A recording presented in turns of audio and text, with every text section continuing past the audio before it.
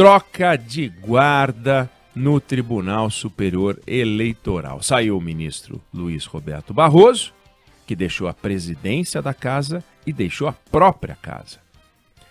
E o TSE, para quem não sabe dos detalhes, é composto por 7 integrantes, 7 ministros, 3 são do Supremo, Barroso, o Edson Fachin e o Alexandre de Moraes, o trio do momento. Barroso sai, o Edson Fachin vai ser o presidente do tribunal, mas cada ministro fica 2 anos, e então o tempo do Fachin vence em agosto, então ele não vai presidir as eleições, então ele sai também. E daí entra o ministro para presidir as eleições, vai ser o Alexandre de Moraes. Neste momento, Fachin é o presidente, Alexandre de Moraes é o seu vice. Barroso saindo do tribunal, entra o Ricardo Lewandowski, porque são 3 vagas do Supremo Tribunal Federal. Só lembrando que o Brasil é um dos poucos países do mundo que entrega a organização das eleições para um poder de justiça eleitoral. É uma coisa brasileira, típica brasileira.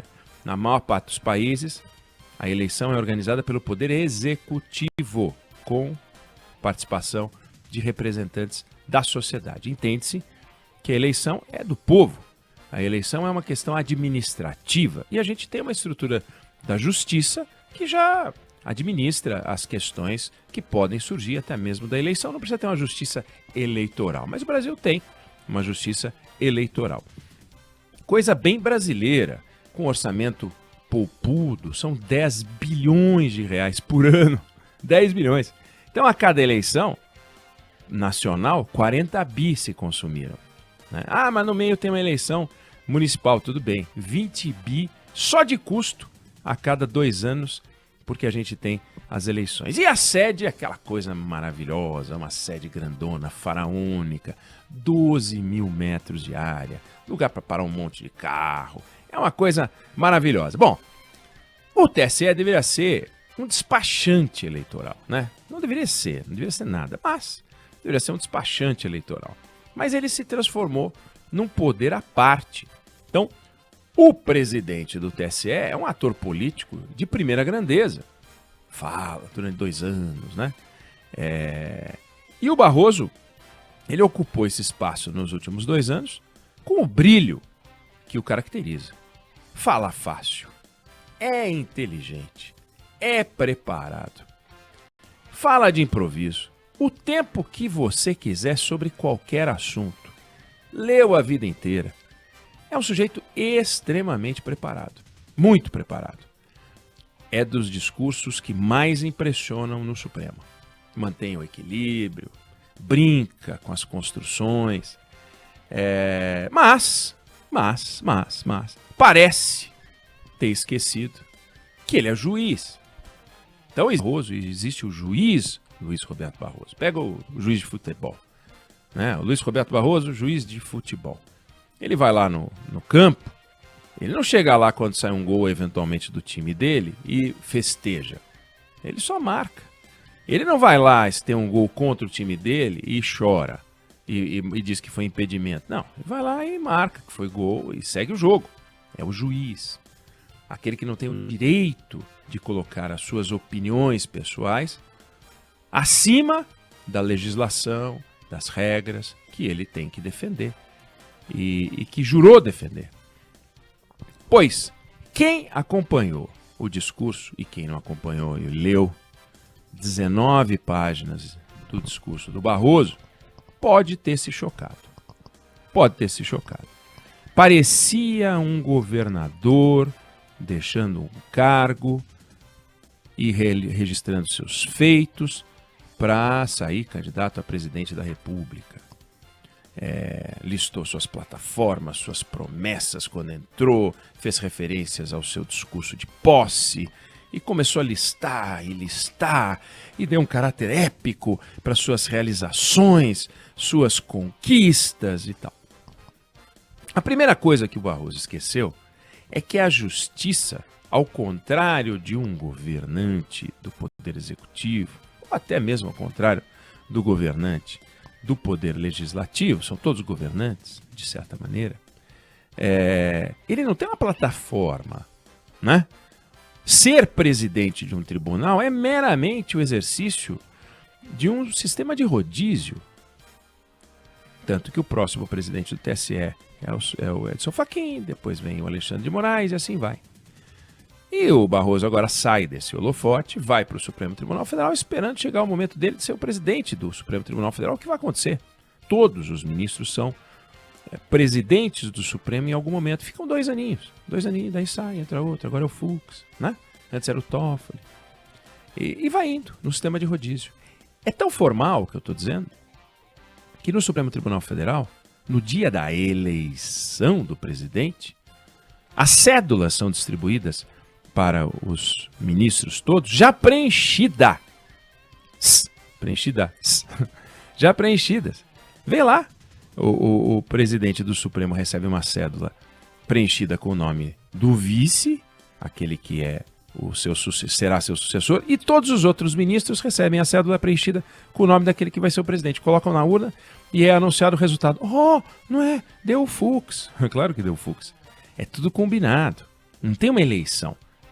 Ao contrário da Suprema Corte Americana, em que o presidente da República indica o presidente do Supremo Tribunal Federal da Suprema Corte. Aqui não, é um rodízio. Bom, mas não tem plataforma. No meu governo, farei eleições todo ano. Não existe isso. No meu governo, os votos não serão apurados para chegar a 50% mais um. Mas vamos conseguir, com a redução da inflação, 40% mais um dos votos. E um dia chegaremos a 10% mais um dos votos. Já foi assim no passado. Quem tinha mais votos levava. Kubitschek, Juscelino Kubitschek teve mais votos. Levou, não tinha segundo turno. E deu até uma grande confusão naquela época. Mas a gente criou o sistema de 2 turnos, 50% mais um dos votos. E cabe ao TSE defender essa legislação. Mas eis que Barroso, em seu discurso, diz coisas fantásticas. Disse ele, por exemplo: em primeiro lugar, conseguimos neutralizar a inaceitável proposta que começava a ganhar corpo de cancelamento das eleições, que pretendia fazê-las coincidir com as eleições gerais de 2022. Quem tem que decidir, por causa da pandemia, se as eleições vão ser canceladas ou não, é o poder legislativo.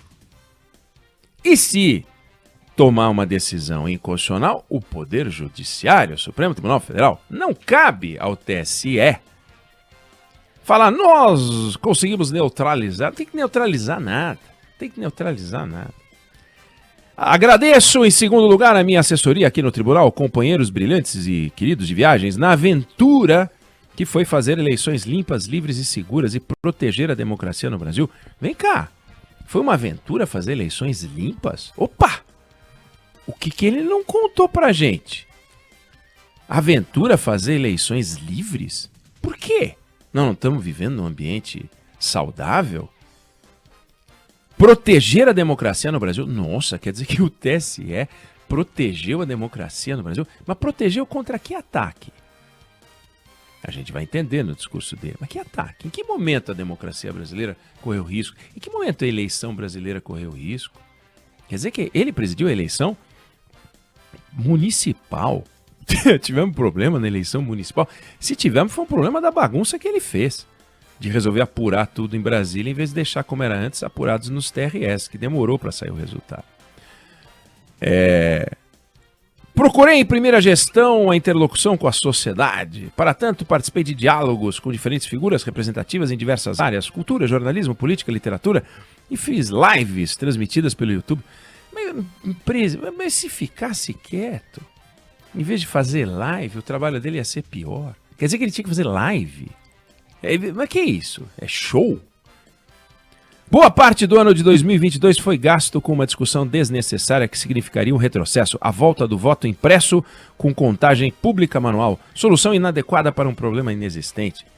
Vem cá, compartilho da opinião de que as urnas eletrônicas são seguras, compartilho da opinião de que seria absolutamente desnecessário adotar o voto impresso. Assino embaixo. Mas ele é o presidente do TSE. Se o Brasil, leia-se, se o Congresso Nacional resolvesse fazer o voto impresso, seria voto impresso. E aí caberia a ele, TSE, implantar o voto impresso.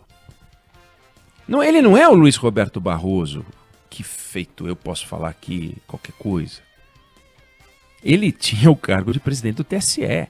Como presidente do TSE, não cabe a ele dizer se a discussão é necessária ou desnecessária. Discute-se no Brasil o que se quiser discutir. Inclusive, se a eleição deve ser feita com urna eletrônica, urna em papel, ou então votos tomados de forma oral. Não é da conta do presidente do TSE decidir como é que o Brasil quer contabilizar os seus votos. Cabe a ele executar, cumpra-se. E ele vem e fala que era um retrocesso. Por que ele fala que é um retrocesso? Veja, ele pode achar que é um retrocesso, ele pode achar que o time dele, como juiz de futebol, deveria ganhar o jogo que ele vai apitar, mas ele não pode participar desse debate dessa forma. Lá pelas tantas, o TSE defende o sistema distrital misto. E daí? Guarda para ele. Não interessa se o TSE defende o sistema distrital misto, se o TSE não é parte da política brasileira. O TSE não foi eleito. Nenhum ministro ali foi eleito. Eles foram designados para os cargos e devem cumprir aquilo que está na Constituição e na estrutura com as suas atribuições. Que papinho é esse dele defende o sistema distrital misto, sistema de lista, sistema do que for?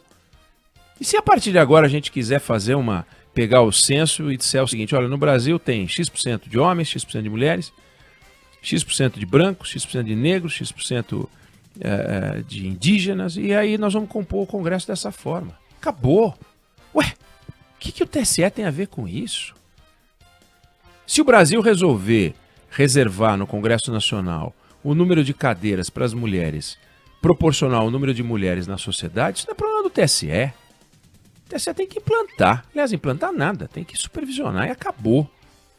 Nos últimos tempos, disse ele, a democracia e as instituições brasileiras passaram por ameaças das quais acreditávamos já haver nos livrados. Quais foram as ameaças? Ele lista. Comparecimento à manifestação na porta do comando do Exército, Fernando Schiller até comentou isso aqui ontem, na qual se pedia a volta da ditadura militar e fechamento do Congresso Nacional e do Supremo Tribunal Federal. O presidente da República pediu isso? A volta da ditadura militar? Eu acho que é um absurdo. O presidente da República compareceu a uma manifestação na porta do comando do Exército, onde algumas pessoas pediram a volta do regime militar. E aí? Ele, como presidente do TSE, tem que dizer que isso foi um atentado à democracia? Mas foi? O que aconteceu depois disso? Nada. Desfile de tanques de guerra na Praça dos Três Poderes com claros propósitos intimidatórios.